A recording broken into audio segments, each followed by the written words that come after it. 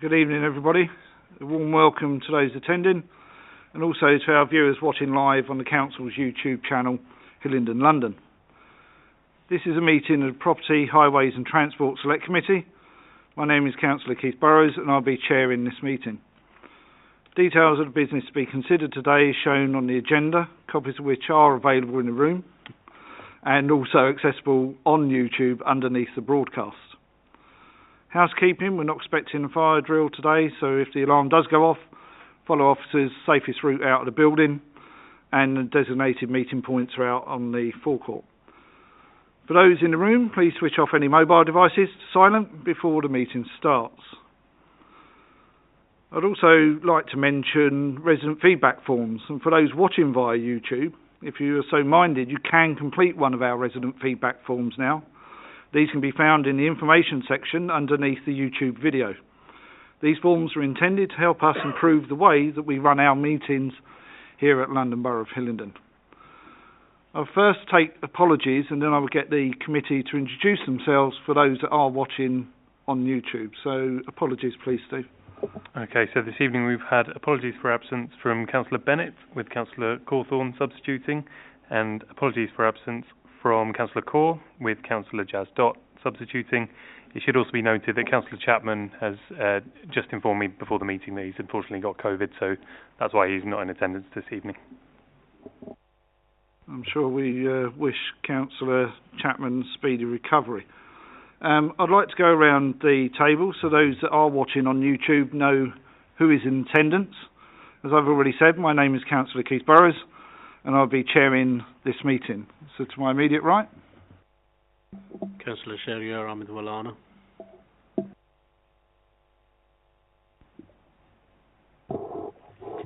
Ian Waters, Director of Strategic and Operational Finance.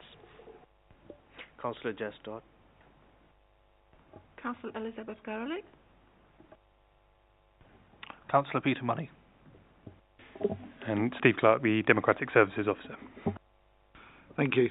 Can I remind councillors, when you are going to speak, make sure you put your microphone on, otherwise the camera will not pick you up. Right, do we have any declarations of interest before us this evening?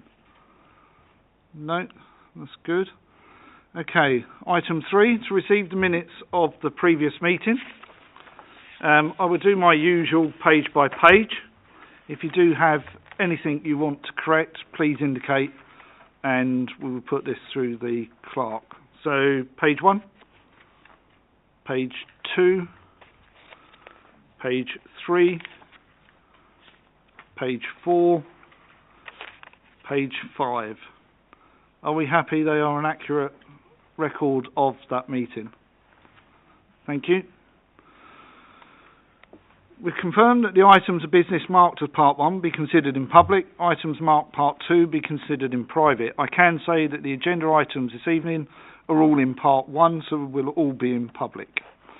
So we move straight on to agenda item 5, which is the 2023-24 Budget Planning Report for services within the remit of the Property, Highways and Transport Select Committee.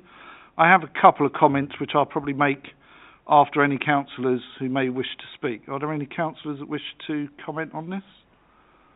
Councillor Cawthorne. A question, if I may, Chairman, and this may be out of place because I'm not normally on this committee, but it's just really regarding the contribution of TfL to the work within the remit of this select committee. I'm aware that the pandemic impacted significantly on the money available for schemes in the borough, and I just wondered where we were with that and what kind of trajectory do we see of getting back to something like where we were before, and what assumptions we're making about that in the budget as it's being formulated now. Thank you. Thank you, Councillor Hawthorne. Are being Ian in? Thank you, Councillor. Yes, so obviously, yes, as you say, the TfL contributions towards spending in the borough were significantly impacted during COVID, and those dropped off. We are at the moment, I suppose, mirroring TfL's kind of experience at the moment. They are sort of dealing with frequent updates to their funding position in terms of where they are, and that's feeding through to us in terms of, I suppose, rather than sort of annual funding settlements, we're seeing much more sort of temporary injections of funding for particular items. One of the areas we've not yet bottomed out what this is going to look like in the next year's budget cycle in terms of what that's going to look like. We're awaiting some more feedback from from the Mayor, from TfL around what that looks like in terms of spending. But one of the things we are definitely sort of considering in terms of looking at this budget is whether or not we need to be planning for reduced levels of TfL funding coming in as part of budget setting for 23-24. But we will keep this under review. And Thank you. Ian, how early are we expecting TfL to give us some indication of any drops in the level of funding that is going to be available, especially when councils across London are looking the same as we are to set 2023-24 draft budgets?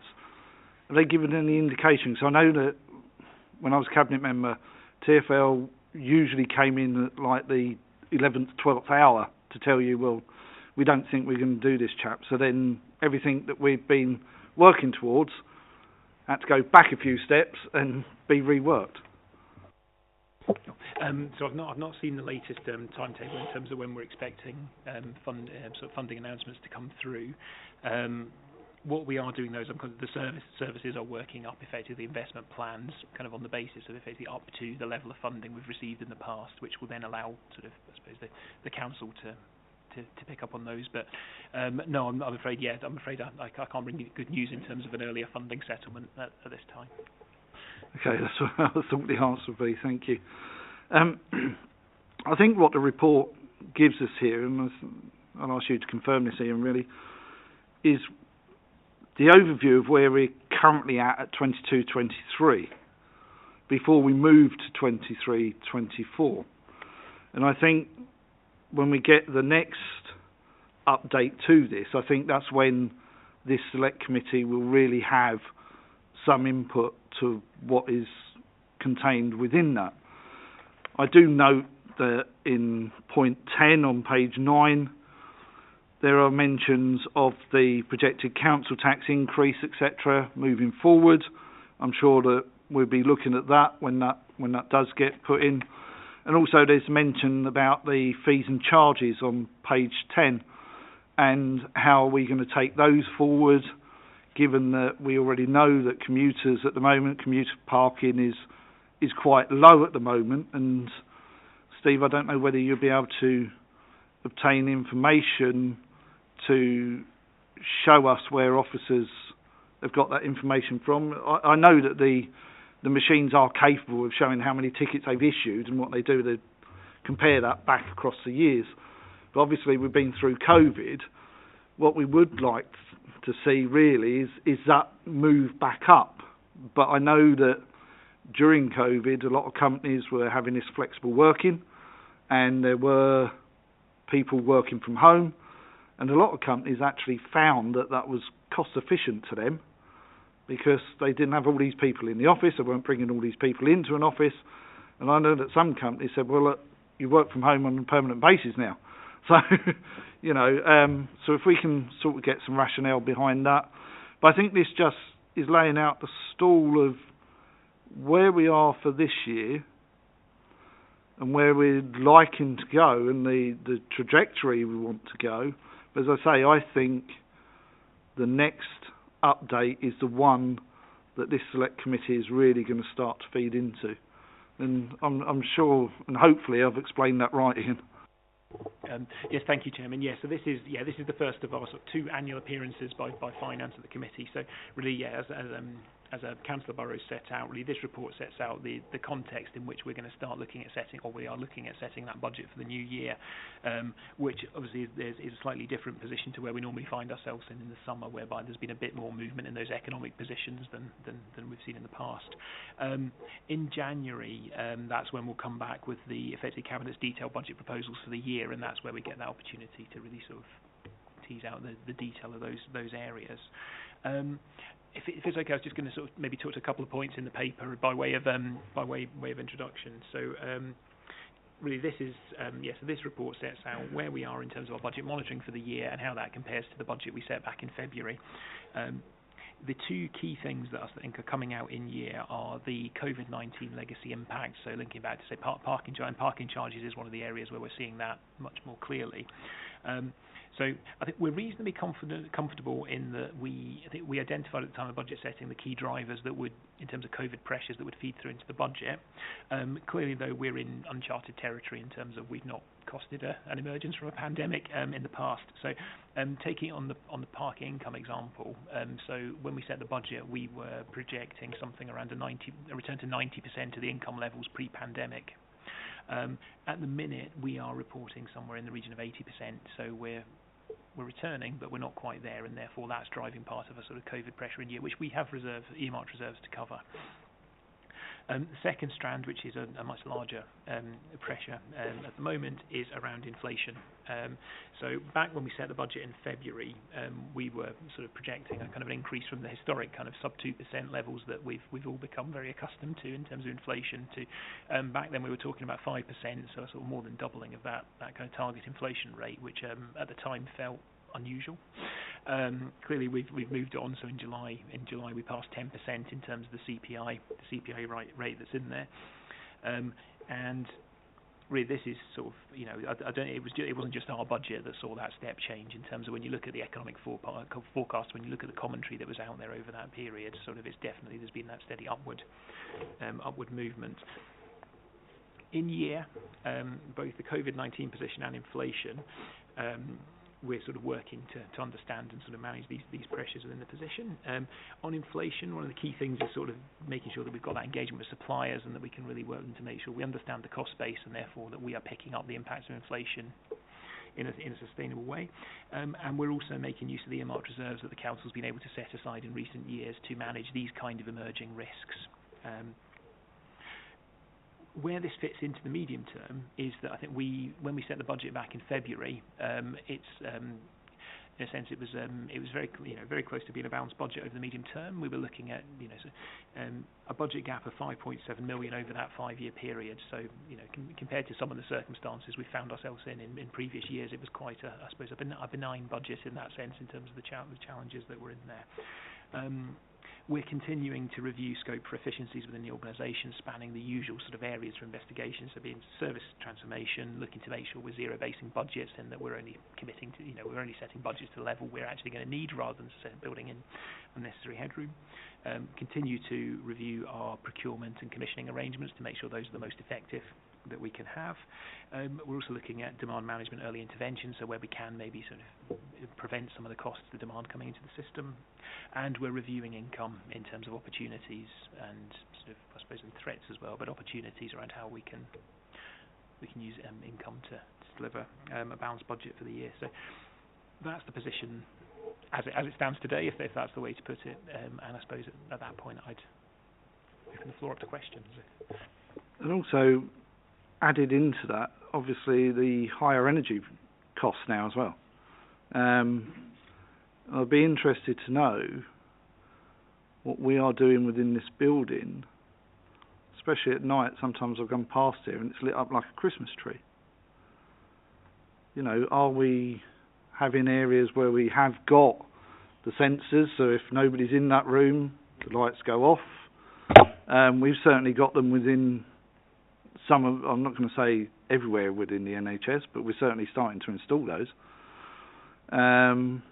So yeah, the energy costs also are going to impact the budget as we move forward as well. So it will be interesting to know what measures we're putting in across trying to save energy within a building the size of the Civic Centre. Anyone got any? Councillor Money? Thank you, Chairman. Just on the emerging risks, obviously no one would have imagined that inflation would hit 10%. What if it was to go even higher? Because it's projected to go a lot more in 2023. Are we up to the task? Are we ready for it? So I think in terms of looking at those forward inflation projections, one of the things we have to think about is there's an extent to which above a certain level, sort of we'd expect a level of kind of government support in terms of the grant funding regime. So, not everything about how we run the council is fully predicated on what we do in the building in terms of. So I think once we're looking at those, sustained levels of inflation, then, it prompts a conversation about what that funding settlement looks like going forward. I think within that as well, there's definitely sort of plenty of opportunities that we can look to, and in a sense, some things like where we are looking at, say, energy inflation, where it is running at that higher rate, I suppose it brings a number of measures maybe into scope where actually previously it might not have been cost effective to be looking at. So maybe some of those energy efficiency measures actually, you've got a lower bar in terms of consumption savings now to make some of those things stack up. So I suppose in a higher inflation environment, in a sense, there are maybe additional opportunities that we wouldn't have had in a lower inflation environment. Thank you. Councillor Cawthorne? Thank you. Just one last one. I toyed with raising this at the next item, but this is general funding within this area of service. I was interested in the HS2 settlement, as it were. So for the repairs to our highways on an ongoing basis, I mean, presumably we haven't agreed sum for that, and indeed for a sort of eventual make good. But I just wanted to understand a bit more about that, or is that something you'd need to advise us on separately, perhaps? I wouldn't mind. I suppose it's close to home for me. It's my ward is one of those most affected, of course, and but it is quite a big issue, and it does cost, of course. I have to admit, Councillor, I'm not versed in the detail of the settlement, if that's the way to put it, but I'm happy to take that away as a question, and we can feed back if that's. Yeah, it'd be good if you could, Ian, please. Any other questions whilst we're on the budget? No? Well, thank you, Ian, for your input. Certainly, we would be looking forward to the next paper, because that's when I think all the select committees are really going to have the opportunity to scrutinise what was in their remit within that budget going forward. So thank you again for your input this evening. Okay, happy? Okay, moving on to agenda item 6, prospective select committee review, Footways Resurfacing, scoping report. Steve, I'm assuming I'm handing over to you now. So the item 6 is the committee's draft scoping report for their prospective major review. After the committee's last meeting, a scoping exercise was undertaken. The committee had provided a kind of list of potential items that they wanted to see as part of a major review. A feasibility exercise was undertaken with officers, heads of service in all of the departments that were necessary. And it was decided that the review with the most meat on the bones, for want of a better word, or feasibility would be the Footways Resurfacing review. So the scoping report in front of you has been prepared by officers, and it's down to the committee to either approve the scoping report today in order to get the review underway, or suggest any amendments or comments on the scoping report. So I'll hand back to the chair in case the committee do have any comments on this report. Okay, I'll take comments from I've got a comment that I've written down, but I'll take comments from members. Councillor Cawthorne, Councillor Money. Councillor Cawthorne. Thank you. 3 questions, but they're fairly quick, if you'll indulge me, if you don't mind. And it's more about what's within, and am I right in thinking these things are within? The first one really is around prevention of damage to pavements, and a real bugbear for me and a lot of people is where development takes place on a property, damage is done to the pavement, there's little follow-up, and of course we end up picking up the tab for that. Of course we're not on top of it, and I just wonder whether that's something we're looking at. That's one of my questions. The second one is really around our procurement and the extent to which we're maximising economies of scale. So is it a Hillingdon contract? Is there mileage in looking beyond that? Is there a procurement framework we need to be looking at, or has all that been discounted and we think we've got the best deal already, kind of thing? So that's my second question. And the final one is, how does resident feedback and member feedback feed into the process by which we assess the condition of pavements and their priority for repair? Thank you. Please do so. I think those are great questions, and I think So in the scoping report, the first witness session is essentially understanding current position with things like that, and we'll have highways officers in to the committee for that meeting. What I'll do is, as you're not on this committee, I'll make a note of those 3 points, and I'll ask officers to prepare responses so they can form part of the review, because those are useful questions that would require an answer. I think they are very useful, actually, moving forward. Councillor Money? Thank you, Chairman. Adding on to that, it'll be good to understand what the minimum limit is, because any time we've reported footway repairs or it always comes back, it hasn't, I'm paraphrasing here, but it hasn't got to the minimum limit, or where the council will intervene, or it's not quite up for it. So understanding that would be beneficial for ourselves and also to residents, and also to make the whole process of footways repair and highway repair, but footways repair, on this report, very much more transparent, so that we can kind of see, we obviously work to a budget, the council works to a budget, so for us to understand, okay, this road is going to come up next, and so on and so forth, so that it's transparent, it's fair, so we know what's going on throughout the borough. If I don't see why that can't be achievable. That will be separate from emergency repairs, but the rolling contract, yeah, because we have no idea at the moment on when it's going to happen. And also, final point is on page 19, the council's not responsible for a number of prominent highways in the borough. In my ward, I've got the Bath Road, which serves hotels. It's the gateway to London Heathrow, and if you've been there recently, it's in a really, really poor state. Now, although it's not the council's responsibility to look after those roads, surely it is ours to chase up TfL, keep on top of them. Do we have a designated person in TfL that we communicate to? Can we invite that person down and, really, really stick it to them, because they're not performing at the moment at all down the Bath Road. And I drive down, Great West Road and Western Avenue, and it's poor there as well. So really, really having a representative from TfL down to see if they can contribute to this. Thank you. That's really weird, because that's what I've written here. There's the roads.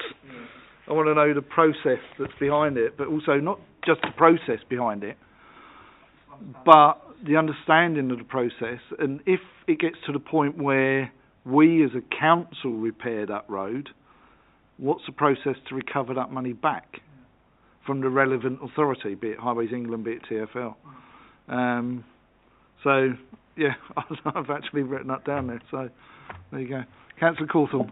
One last time on this. The answer to your question, Councillor Money, is 2.4 centimetres is what case law has as a trip hazard, which, as you and I recognise, is actually quite a gap.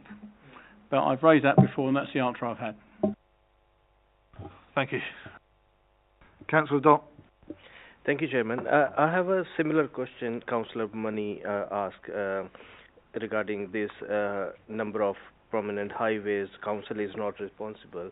Obviously, TfL is responsible. How about, it's just for my knowledge, how about the trees alongside both sides of these highways? Who is responsible to prune that? Because I witnessed a few highways, the trees are so big, and even they covered the traffic signs boards. You can't even see the signboard.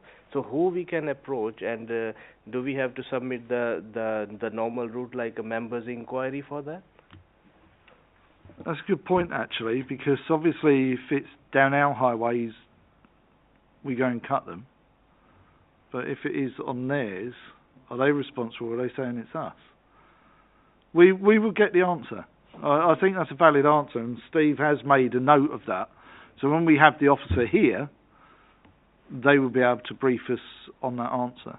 That's a fair comment, because you're right, yeah, there are some major roads that have got the major boards on, and if you're not used to the area and you're looking for your next junction that you've got to turn, and there's a tree covering it, you don't know where you're going. Yeah. Okay, no, we will make sure we pick that up as part of the whole process as well. Thank you. Definitely. Any other comments? Councillor Garlick? Just wanted, I think that what would usually happen, but before the resurfacing starts, would the council normally contact, let's say, the gas network services, so they will do their works beforehand? Because sometimes happens that the new surfaces are put in and the service companies are coming and doing whatever they need to do. I can answer that with my previous hat on. That always used to be the bane of my life when I'd agreed the highways resurfacing programme, and we go and make this road lovely, and all of a sudden the water board come in or the gas board come in and dig it up. But yes, they do contact, and I hope it's still the process, but we can again pull this out from the officer. They do contact statutory companies prior to us resurfacing any roads to make sure they've got no planned works. But unfortunately, there are times where we have resurfaced a road and then there's a gas leak or there's a water leak or the electricity board need to dig it up for whatever reason. And that does happen sometimes. And then, yes, you're quite right, the residents are saying, well, why didn't you ask them in the first place? But generally, they're emergency repairs that they come in that we didn't know about prior to it. So, yes. Councillor? Thank you, Chairman. Councillor Gaelic, actually, what she said, I just echo to that. We can see and we come across in a lot of situations in our wards that, so we have done a lot of work in the roads and repayments, and third parties, take work and digging up the roads and everything. So our general question is that, is there any way that, both bureaucracies can communicate on time, just to avoid the disturbance and, of course, its cost as well? Yeah, we'll pull it out from the officer because, as I say, it should still be the same process that I knew. Because obviously what we don't want to do is waste council money. But unfortunately, the statutory companies can come in at any time if they say it's an emergency and basically dig up our roads, because they obviously have the Acts of Parliament behind them as statutory companies. But it is infuriating, I agree. I think all of us sitting around this table have at some point seen a nice new road and all of a sudden the gas board are in the middle of it or something, or the water board or whatever. So, yeah.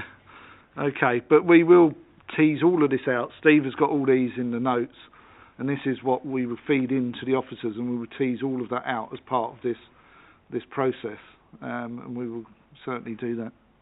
Okay. So, any other comments, Councillor Money? Just a quick couple of points. Can we extend this review to highways as well, or it's not feasible?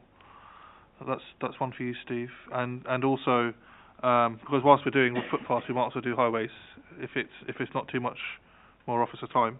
And finally, on our first witness session, it'll be interesting to know if we've ever, from the officers, if we've ever been taken to court or paid out compensation for trips and falls, and if that's affected our finances at all, because you do hear about it occasionally. It'll be interesting to know. Okay, yeah, if you could, Steve. Of course. So if the committee feel like they'd like to kind of broaden the review to highways, then that's perfectly fine. I can essentially redraft part of the report to include highways, as it's very Footways focused at the moment. I know the initial idea was that it would focus on Footways, but yeah, if the committee feel it's appropriate, then we can kind of broaden the scope. Through you, Chairman, sorry. I think at this time, we're doing Footways, highways. It's the same officers looking after both. It's a good time to cover a broad area. But I'll leave that to you. I think because we now have, obviously, some questions now that are highway related. I don't know how my colleagues feel as well. Maybe we should extend it to the highways and get input on the highways, because we have mentioned as part of the scoping report the prominent highways we're not responsible for, although the scoping report is for Footways anyway. And if we're going to ask what the process is around that, then we can look at highways which would cover things like the way we approached potholes. Are we still using the machines that we purchased some years ago? I've heard that we are. I'd be interested to know also whether somebody's actually invented one that could do footways, to be honest. If they haven't, then there could be a niche in the market here. But certainly, yeah, the rhino patches that we purchased some years ago, that were an amazing piece of kit. We can pull that out as well. But certainly the reason we'd focus more on footways was because I was hearing from various councillors, all parties really, and especially when I was cabinet member, about, well, that street, their pavement was done in tarmac, or that street, they had flagstones put down with tarmac edge, and that street had a combination of this and that, and they were saying, why aren't we doing it the cheapest way across the piece?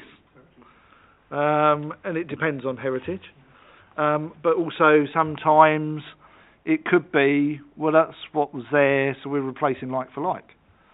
Not so much on heritage, because not every road is covered by that. So certainly, yeah, we will pull highways in because it is mentioned here anyway, and we now have a few questions that other members of this committee have brought up that also move towards the highway element as well.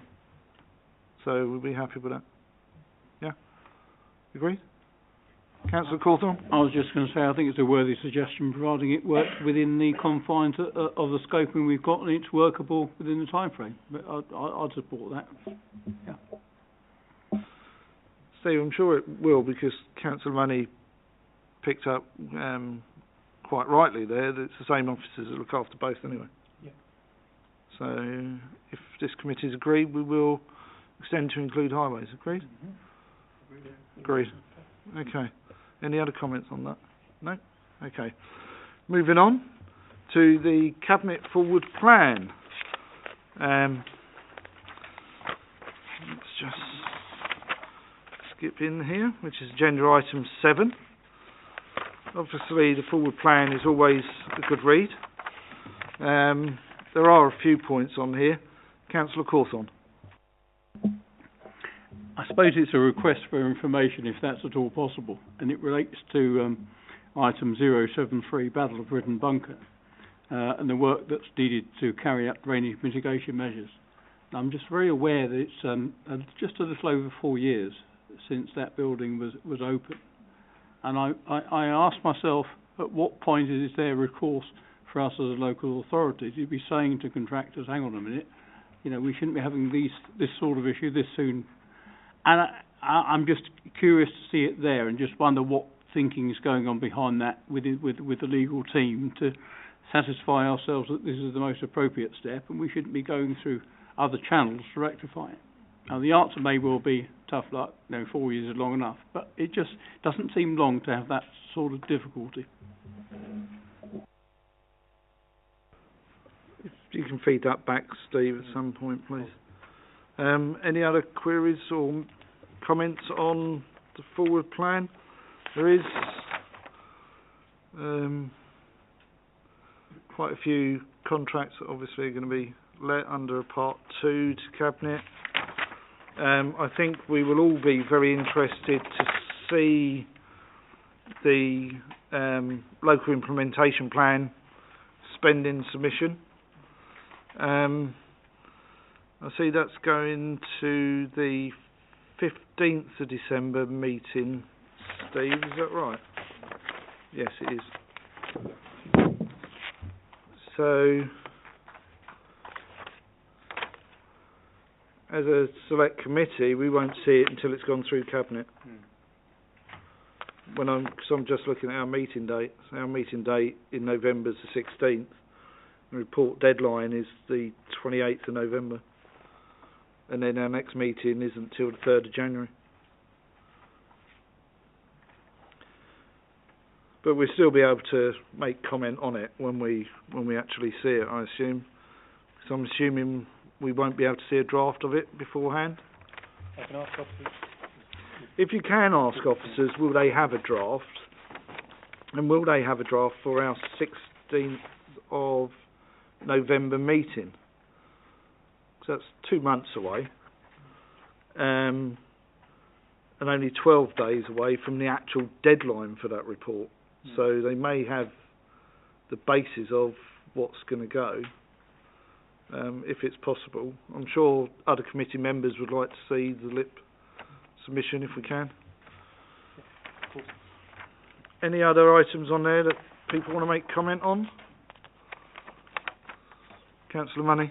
Just a general comment for the sake of the residents listening, that we're still getting the best value for money when it comes to contract renewals. We're not just going with the same contractors, the same old. And we are going out and looking at the market to see what's available. For example, when it comes to roof repairs, the contract extensions. And the boilers as well. And the boiler schemes, yeah, the boilers. It's quite an extensive list. And a lot of them are bids and contract extensions. I think that's something, Steve, that you may have to get fed back to us, because all of those contracts are under Part 2. None of them are in public, so we have a procurement team, but I know what you're saying. Are they going the extra mile to ensure that as a council we are getting the best value? Councillor Cawthorne. Just to say that having subbed on another committee recently, the Finance Committee, that's their major review, procurement, and they're looking at all of that. I happen to know because I sat in the last meeting, so that may help to some extent anyway. I thought I'd just throw that in. Thank you, that's very useful. Yeah, just to confirm that if the information is Part 2, then it may be fed back to you outside the meeting, or the formal select committee meeting format. Again, with the Transport for London local implementation plan, or the spending submission, if we can get that before Cabinet gets it, then it may be outside of the meeting. It may be because it would be the select committee wouldn't be seeing it before Cabinet ever gets to see it. So, but if we can get the details, then I'll make sure it's circulated to committee members. Yeah, because obviously we can't put it in the public domain before Cabinet actually put it in public domain. So, little loopholes. Okay, any other comments on the forward plan? No? Okay, moving on to our work programme. So our next meeting is the 18th of October, where we will have obviously witnesses coming in for the first part of our review. And I'm just going through this now. We should have, obviously we'll have the forward plan. We've got the road and footway resurfacing programme. That's part of what we're looking at now. And that's it. Because obviously we're going to have witnesses that will probably take up quite a bit of the meeting and presentations, etc. I'm still a bit miffed really that an update on the EVs still isn't till January. So I did ask if possible we could have... Yeah. So on the EV interim report, on the EV report, officers haven't confirmed whether it will be November or January yet, which is why it's actually marked for both November and January. I've pushed them for November, and I'll let you know as chair as soon as I hear back from them. Also, should be noted that the suggested topics for the review that didn't go into the final review scoping report have all been added as information items. So we've got things like a report on traffic calming measures that are used throughout the borough, and also crossrail parking pressures around West Drayton and Hayes and Harlington stations as a result of the new crossrail stations. And then there was also the renewals and repairs on social housing units. So they've all been scheduled for early 2023, but those haven't fallen by the wayside. They've been added to the work programme. Okay, thank you, Steve. Any comments on the work programme? I think we're going to have quite a good review for the highways and the footways, because we know that touches every resident and every person that goes through this borough, whether they're a resident or not. And just from our discussions earlier, there is a whole list that we've already drawn up to start asking those witnesses when they come in and start doing their presentations. So if there's no other comments, I thank you very much for your time this evening, and I close the meeting. Thank you.